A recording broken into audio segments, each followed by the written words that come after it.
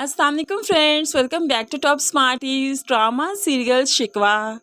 जहां पर आखिरकार हकीकत खुलती जा रही है। बाप को मालूम पड़ गया कि बेटा दूसरी शादी कर चुका है, क्योंकि किरण किरण भला कहाँ रुकने वाली है। बार बार वो जरून को फ़ोन करती है कि जरून भी तंग आकर कह देता है, बार बार मुझे फ़ोन करने की ज़रूरत नहीं, जब मौका मिलेगा मैं खुद मिलने आऊँगा। मैंने कहा है ना, मैं आ जाऊँगा, फिर क्यों डिस्टर्ब करती हो मुझे। अब बाप दरवाजे से लगा बेटे की इस तरह की बातें सुन रहा था तो परेशान हो गया कि ये सानिया से तो ऐसी बात नहीं कर सकता, तो फिर ये कौन है।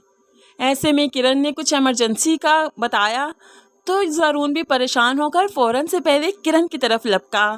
वो जा रहा था कि यहाँ पर बाप ने भी पीछा किया और वो भी किरण के घर तक पहुँच ही गया। यहाँ पर जो किरण नीचे बैठी थी, मैं भी गिर चुकी हो। ड्रामे तो इसे बहुत आते हैं, कोई ना कोई ड्रामा तो किया ही है।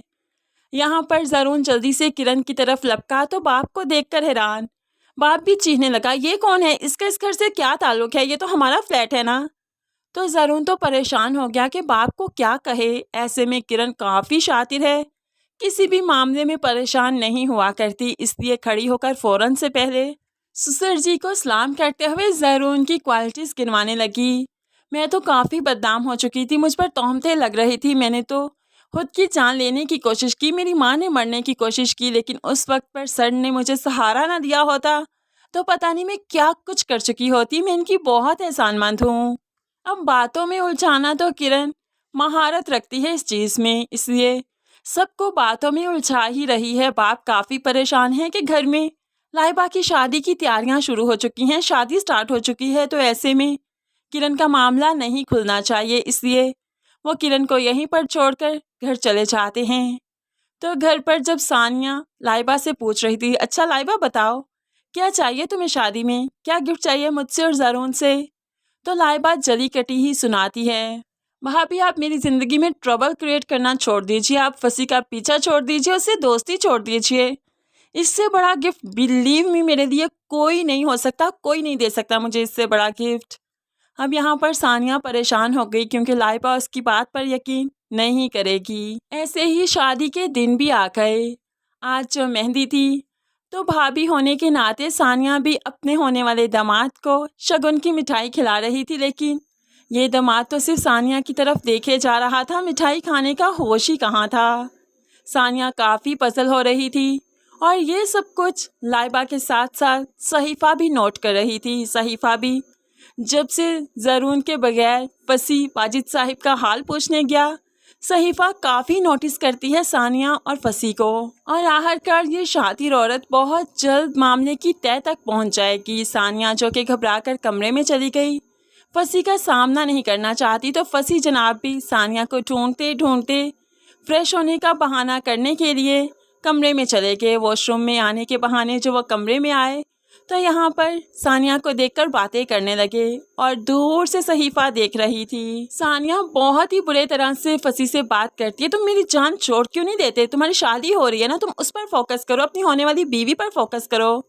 तो फसी भी कह देता है, शादी तो तुम्हारी आड़ में कर रहा हूँ ना, मैं कौन सा ये शादी करना चाहता था, सिर्फ तुम्हें डेली देखने का मौका मिलेगा और क्या।